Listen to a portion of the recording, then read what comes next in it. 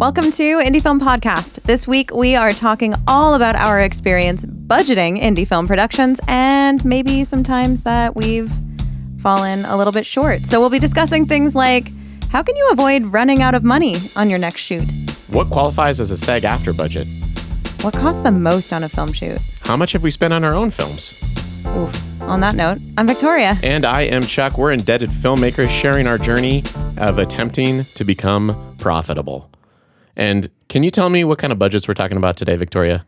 We are not talking about studio budgets, that's for sure. Micro budgets. I would also like to make a clarification that today we're mostly focusing on the production budget. This is not your marketing budget, your distribution budget, anything you want to do after your film. We're also kind of assuming that as a micro budget indie filmmaker, you're probably editing this yourself. So the actual cost of shooting your movie, your locations, your cast, your crew. Yes, and having people around you. Whereas, like you said, in the post-production process, assuming you all are indie filmmakers and can take care of a lot of that crap yourself. Or are learning to do it yourself. When you're shooting, you do need other people around. Although I don't know if you've ever seen anything made by one person. I'm sure there's people out there. If you have a film that you made by yourself, that would be awesome, where you acted, ran camera. I feel like I saw a woman on YouTube Shorts recently who was sharing a video, just a little short, so I don't, put your qualifiers on it as you will. But okay. She was doing the whole thing. She wrote it herself. She acted in it. She set up all her shots. She did all of it. So that is possible to have an actual zero budget film.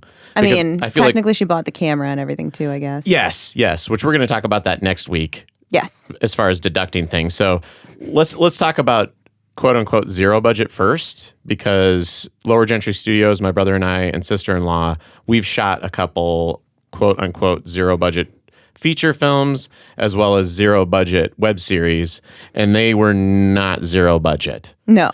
Because you gotta feed people when you have them on set. When you're not giving them anything else other than IMDb credit or a real clip. True. Then, yeah, the least you can do is make sure that they don't starve that day.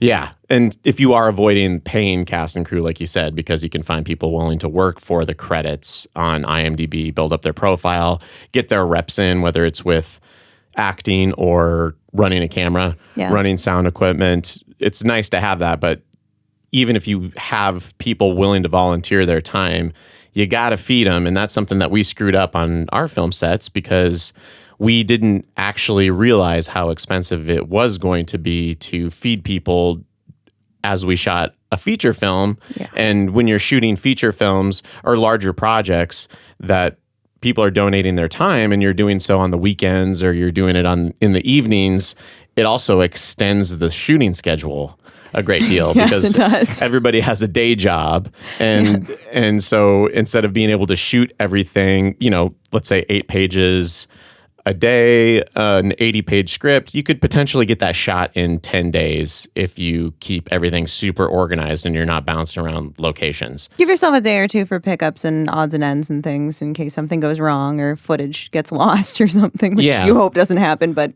can. But if you're working a full-time job and you're shooting on evenings and weekends, it's going to be those 12 days. If you can only do weekends, then all of a sudden you're shooting for 6 weeks, assuming that you can shoot every single Saturday and Sunday. So it's a lot to take into account, and it's a lot of food. And it's also exhausting to do that to people who work full time during the week, and now their entire weekends for the next 6 weeks are booked up with this shoot, and you're like, oh, I haven't had a day off in 2 months. Yeah. That's a little rough. It is, but rough. You do it for art. You do. You got to make it happen. You got to shoot it. You got to get it done. Yes. So. Should we talk about SAG-AFTRA? Because we did look up some information about SAG-AFTRA. Because if we're going to talk about, people throw words around as far as micro budget. Yeah. And low budget. And zero budget. And zero budget, which zero budget, unless literally you're doing it by yourself, you got to feed people. At least that's where I stand on that. And SAG-AFTRA does have definitions of these things. They do. And we just looked at 2 of them because I would love to get to their ultra low budget category, which I guess I've been inside of, but because it's anything below $200,000. But they do have a micro budget definition. And that's under $20,000? Yes. $20,000 is defined by SAG-AFTRA as a micro budget, and they did not on their website have any information regarding how much you have to pay people. Because it was negotiable. It was what they had said. Yes, it was all negotiable, but they have all sorts of disqualifying. They do things like if you have any nudity or simulated sex acts, it does not qualify. If it's animated, it does not qualify. There were a lot of weird the no stunt work. Yeah. You can't do any stunts on it. There was a lot of stuff that to be micro budget SAG eligible. You can't do a lot of things. You can't have a distribution deal set up with it. Oh yeah, that's right. Not before. You can get one after. Yeah. But you can't have a distribution deal set up before. So if you're gonna get that SAG-AFTRA tag at the end in your credits and you want to do so and get it as a micro budget film, there's just going to be a lot of ways that you can get disqualified from that. And I'm not an expert on getting SAG-AFTRA. I've never shot a SAG-AFTRA film officially. No. So we do know people in the Idaho film community who have done so, and I would reach out to them first thing if I had any questions about filing paperwork, because it's a process. Oh yeah, and it's a process. You have to start in advance because you have to apply for these well before you start shooting. I think they recommend 3 weeks out, like 3 weeks beforehand. You need to have your application submitted. And even then, it doesn't guarantee it'll get approved or anything like that. You just have to file it early. Yeah. And so if you do want to qualify for the lowest tier with the least amount of restrictions, that would be ultra low budget. Ultra low budget. Ultra low budget, and that's under $200,000. But then you are required to pay your cast $249 per day. Depending on their role. Yes. It can vary. I want to say if it's somebody, I think they even break it down by how many lines they have. Like if it's somebody who has 3 lines or less, then they get paid a lower rate. Okay. Because I have heard, and this is old stories that you would hear floating around from people. So I don't know if these are true, but they were the rumors, right, of actors on SAG sets where they would occasionally try to ad-lib something really good to try to get another line. And if the director really likes it and wants to keep it, then suddenly they have to pay them more because now they have over 3 lines or they have any lines at all. They're not just an extra anymore. I don't know if that's true or not. I don't know if that ever actually happened, but it's kind of funny to know that it's literally broken down by how many days you're on set, how many lines you have, and where your character is classified in the billing. So yeah, that's actually what happened in Dumb and Dumber. The scene where Jim Carrey is coming out of the gas station and talking to the 2 people that are drinking big gulps. He was trying to get them to crack and say a line because they were just getting paid the extra day rate. And so that's where that line is, hey, how's it going, guys? Big gulps, huh? Well, see you later. He was trying to get those 2 guys apparently to break and actually say something. To say something, and then that way they'd have to, the production would have to pay them more because they would have lines if it made it into the edit. Yeah. But the 2 extras were just so stoic. Stood there, Jim Carrey didn't crack them up. So I cannot imagine working with Jim Carrey and not laughing my ass off. That'd be hard. Yeah, I don't think I could do that. Kudos to them. But good to know that it also isn't just a rumor. That is a thing. Yes. But I think on the ultra low, they just had the cast breakdown as just a day rate at $249 because they had like stunt coordinator. You can look it all up online if you go to the SAG-AFTRA site. Yeah. So ultra low budget, it's like you got to pay the people $249. Obviously file all the paperwork ahead of time. But once you're there, then all of a sudden you're dealing with like, okay, $200,000 that could potentially go pretty quickly depending on how many people that you have. Yeah, it could get a little pricey, especially since that's supposed to cover your whole budget. So all of your food, your gear, your insurance as well, because there are insurance minimums for SAG features too. Yeah. So keep that in mind. Yes. And it is probably more than what you would just pay on your app that gives you insurance that I don't want to say the name of because Do we not want to say the name of the sewing tool that makes it really easy to insure your project? oh yes, Really? and it also prevents you from poking your finger with a needle. Yeah. Yeah, I think that's It's just a little plastic cap that pops right on top of your finger. And if you know the name of that, you know the name of a very popular insurance provider yes, for sets. it's quick and easy production insurance, and I shopped around. Actually, we could talk about some of our own budgets. Yeah. Do you want me to start since I have experience on a quote unquote zero budget film? Everybody volunteered their time. Oh, yours was a feature. You paid people on one of the sets that you produced, which is really cool. So you have a more complicated budget. Mine was much simpler for Stockton to Table Rock. Yes. Which will be streaming sometime this summer. But we basically shot Stockton to Table Rock for around $10,000 was the production budget. That's wild. And that is how much we raised on Indiegogo. And we pushed that really heavily, myself, my brother, and sister-in-law, because after having produced 2 other feature films and 2 web series and basically paying people with food and just paying out of our own pockets, we thought, okay, well, let's promise everybody that purchases at the $25 tier a copy of the movie once it's finished. Yeah. Which, as soon as it was done, we sent out a private link on Vimeo. Or why am I saying the names of these damn companies? Does it matter? Like, are we? Yeah, that's true. We could just say the name. I guess we can. We can. But so we sent out a link to everybody, and it was lucrative for us because then at least we didn't have to pay out of our own pocket for some of the stuff. We still did. So we raised $10,000, about that range, and then the 3 of us each put $2,000 into our account, and that helped us cover the costs of outside of the production, which were, submitting to film festivals, traveling to the film festival. Yeah, those types of things. So Stockton to Table Rock, I have it on my note card here. The biggest line item was actually stuff. I just lumped everything together. So props and computer equipment, that was $5,300 is what we ended up spending on everything from like costumes, which was minimal because Stockton to Table Rock is a realistic fiction story. Yeah. And it just takes place in modern day. Yeah. So we didn't have to get crazy. Most of the actors and actresses had their own outfits that they could wear that fit what needed to happen.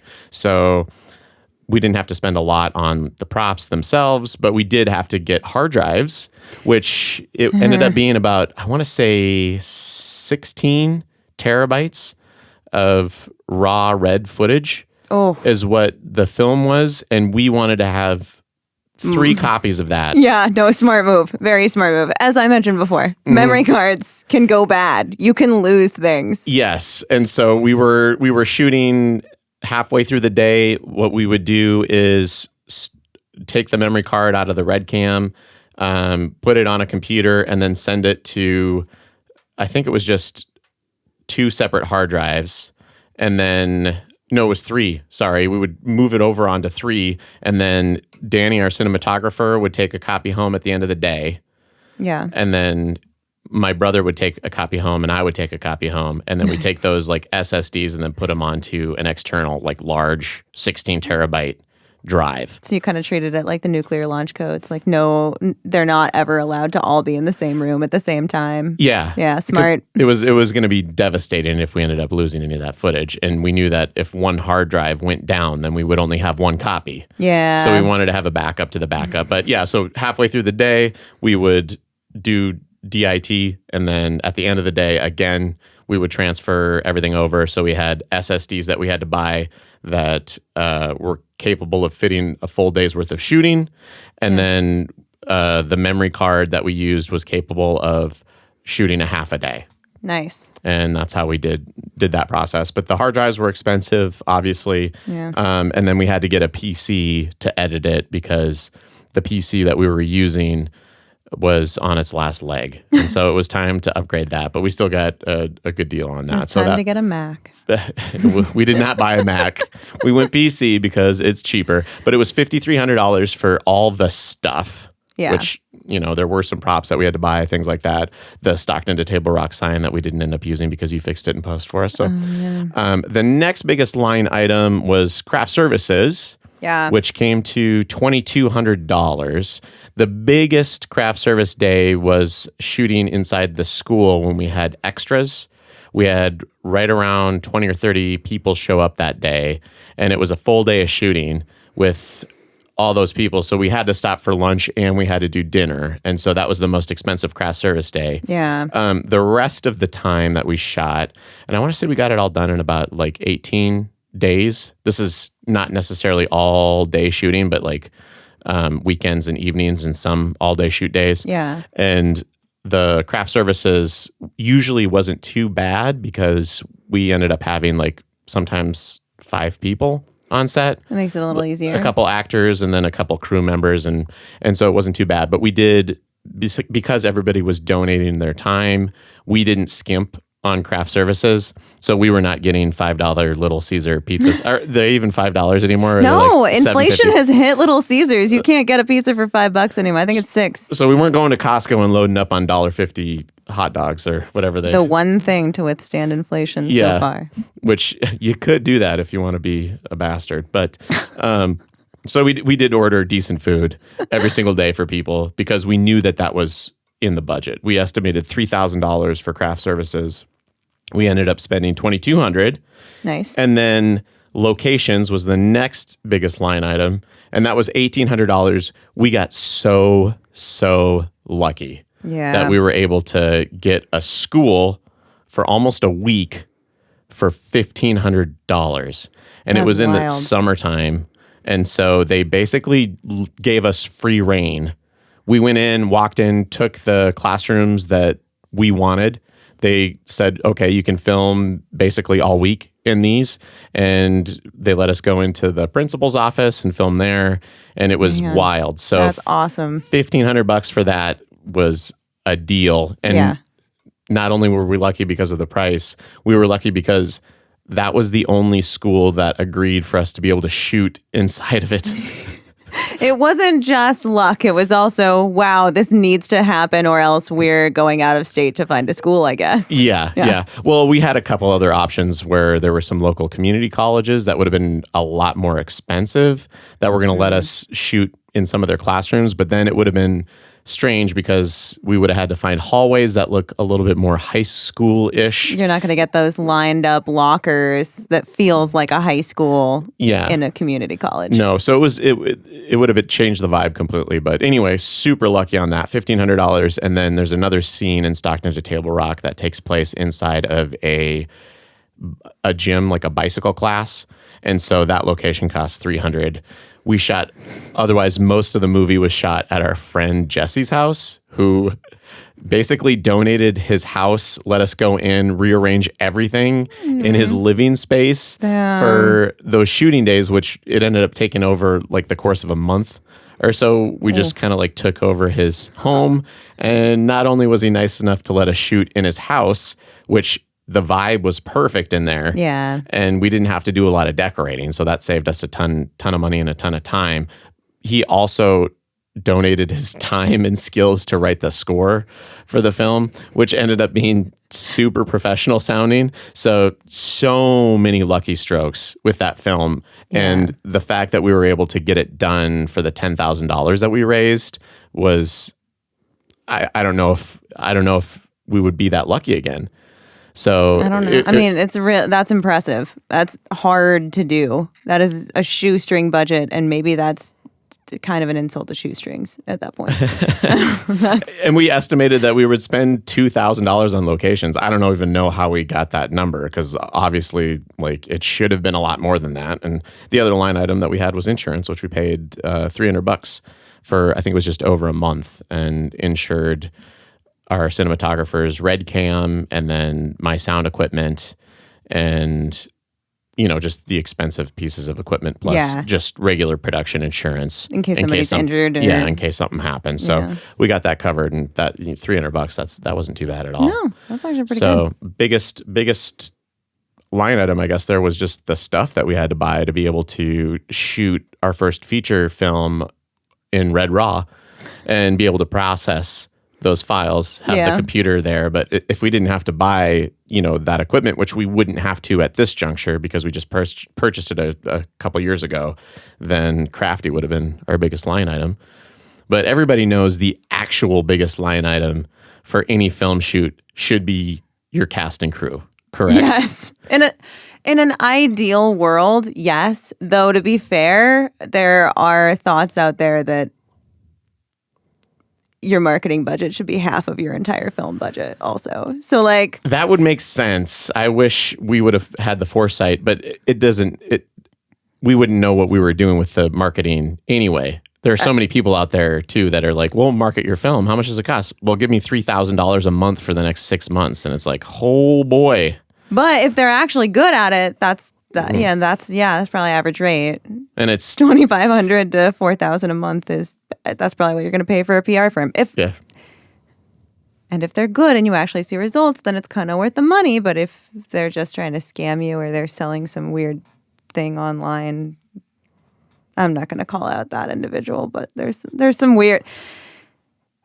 If you're browsing Facebook or Instagram or TikTok or YouTube or wherever, and you're seeing some weird stock footage in an advertisement selling you something about filmmaking, I don't know if I would trust it, right? Good point. Because if the stock footage that they picked doesn't look great, maybe they don't actually know what they're talking about and are just trying to scam you out of money. Yeah, there are a few of those online. There's some. But you know what? You can trust our advice. Yes, trust us instead. We never use weird stock footage in any of our vertical videos. Oh, no. Never guilty of that. Do you want to talk about your budget on The Man Who Would Not Shake Hands? Because I was really impressed with how you put all that together, because you had an Indiegogo, you raised funds, and then you actually paid everybody that participated in the film. Yeah, that one was a big one. If we were actually going to make something that had a budget, where people were giving us money, I refused to not pay people. Nice. So, and obviously I don't feel like that's a caliber of the end product thing. Mm-hmm. I think that's just you have to know where your line in the sand is. And for me, I've been doing and asking for volunteers from this film community for the last 2 decades now. Yeah. So I finally wanted that opportunity to just pay people. It felt really good to have a set where I could pay people. That felt really validating to me. I don't know why. Oh. It just felt really cool to be able to say, "Hey, you artist, here's money in this modern economy to celebrate your art." And it just felt good. I don't know. It was weird. I don't know. Anyway. I just love using people in all their time. No, I'm just kidding. I'd love to pay people. And that's kind of the hope for our projects as in Lower Gentry Studios projects, is to, now that we have something out there that's of high enough caliber to sell, hopefully we can raise enough funds on the next project to be able to pay everybody. It might not be a SAG-AFTRA thing, but at least we could pay them for their time. Yeah, and then this was super low, but we would not have qualified for any of the SAG-AFTRA stuff with what we paid people. So what was your budget? There. So the budget, you figure I would have just written down the whole number here. Oh, I didn't. That would have been really, really cool of me, because now I have to do math on the fly, and nobody wants that. It's all good. What was the biggest line item then? I think we ended up, I want to say it was like 25. Was it 25,000 altogether? And that maybe a little under that.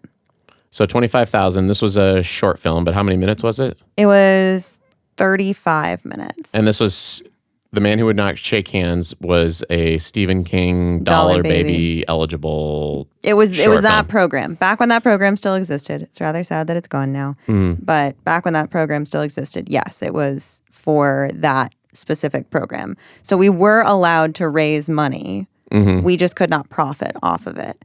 So the director of the film, who had the contract for the Dollar Baby, did not get paid, and then I did not get paid. As the producer? As producer and cinematographer and editor.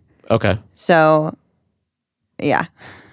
Other than that, there were a few actors who turned around and came back and said, actually, it's more important to me to be on this project. I don't want to get paid. Oh, okay. But it was nice to be able to have the option to pay all of them, which was really cool. Nice. And what was the cast crew budget? Cast crew budget was $3,000. Oh, okay. How many shoot days? 7. 7 shoot days. Mm-hmm. Nice. So it wasn't terrible. The crew budget was... How many pages was it?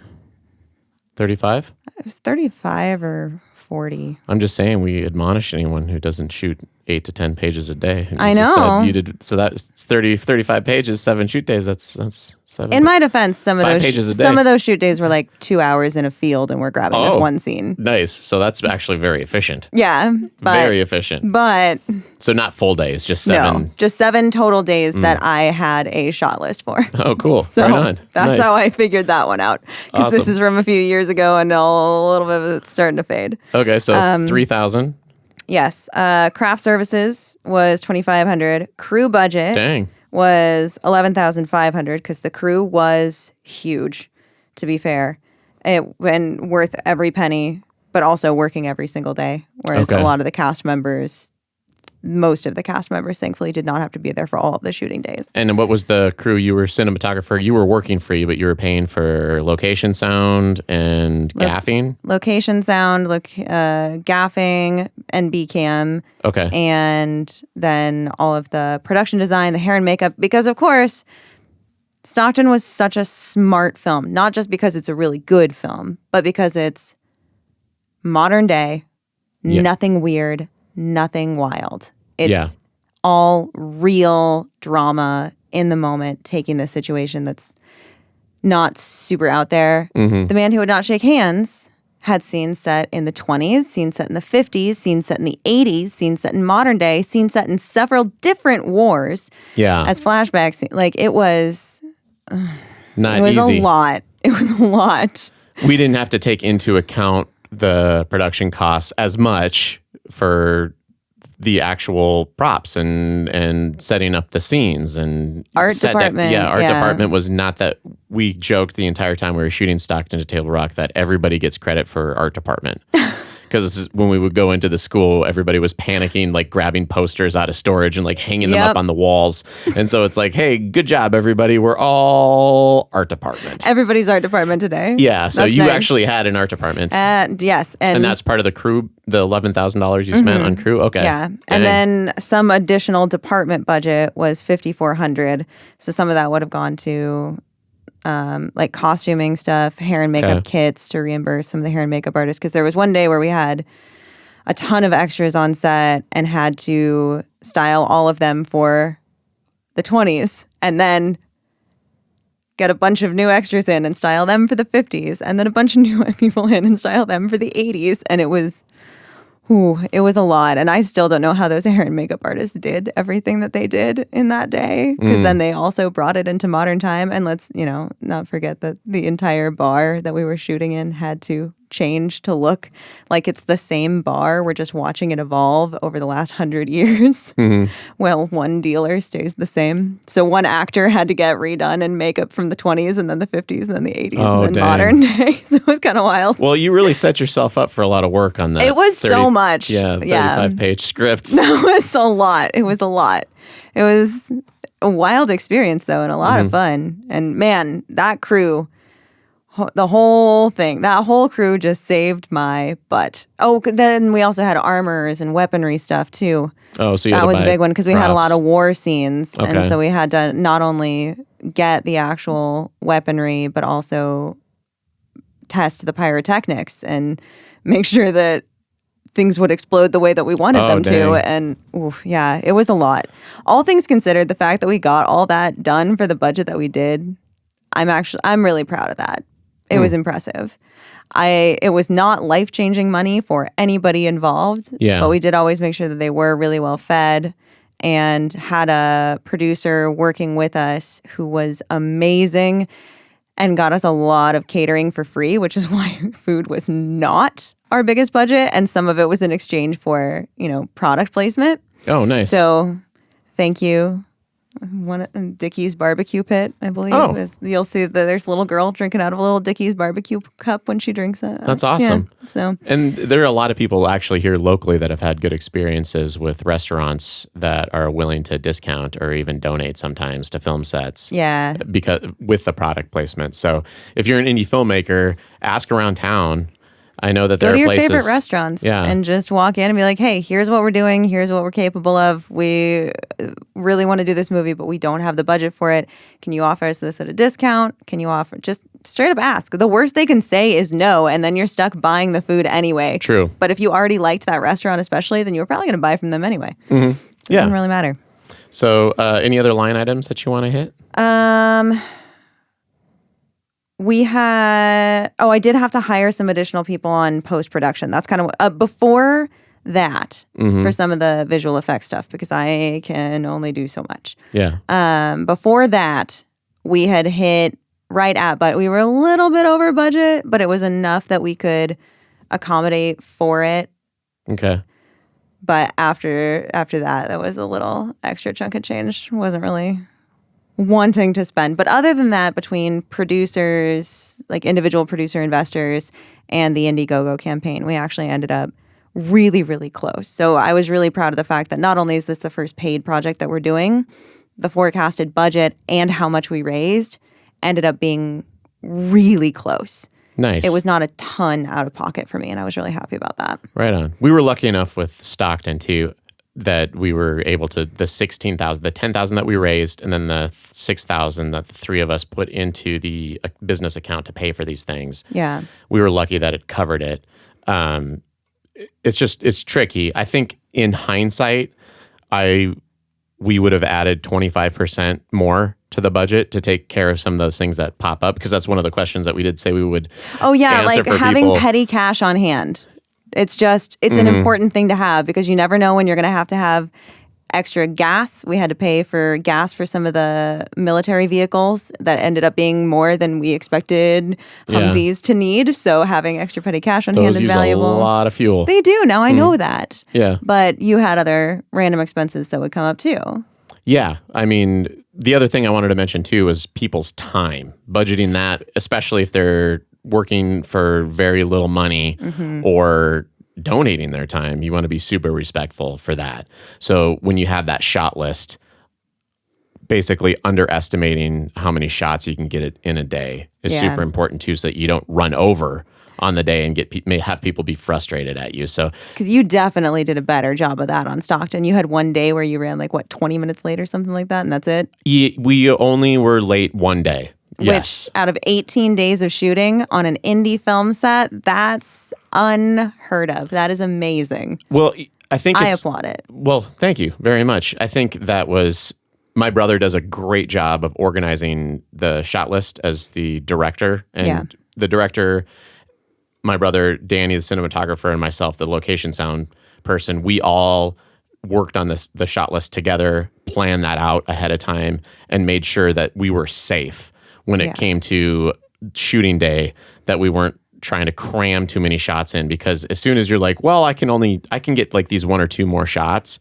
you're setting yourself up for failure immediately. Yeah. It's like you're only going to get whatever you shot on the first day or whatever you shot on your short film. That's how many shots you're going to get in an hour, period. There's no way to cram an extra shot in there. You can't magically make more time happen. Especially if you're only shooting 3 shots an hour and you're like, oh, I'll just get a fourth. It's like, no, you're not going to get a fourth.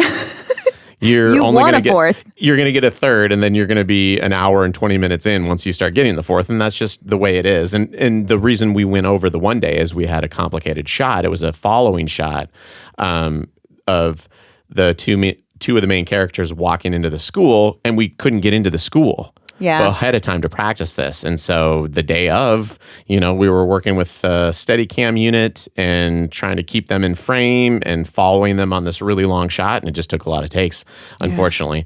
So that happens. It does happen. But also sort of a compliment to your actors too, that not only were these people willing to come volunteer, they are really talented actors. Stockton to Table Rock is filled with such good talent. Obviously, you can see from the technical aspects, the crew was stellar and knew what they were doing, but your cast rocks. and they could get it in a few takes. It didn't have to go over and over and over again. Yeah, and we did rehearse ahead of time as well to try to that helps. Minimize time. Did we miss any of these questions that we said we would answer? We talked about how much we spent ourselves. Avoid running out of money. Over budget. Yeah. Over budget. Always over budget. Definitely take time to estimate everything and then just add 25% to it. And I think that should be pretty safe. And make sure you get things insured. The insurance is worth it because if you want to talk about the fastest way to ruin your budget, slam on the brakes and let your cinematographer crash his red cam into the back of a truck. That did happen. But very recently. The camera was fine. More importantly, the cinematographer was fine. Yes, Danny was okay. Danny survived. Danny was not injured. He mentioned his knees. We're back to normal now. So thanks again, Danny. You're awesome. And we're going to actually be talking about your short film, Dive. Yes. And that'll be coming up in a couple episodes. But should we have a succinct farewell? I think that sounds wonderful. Bye. Farewell.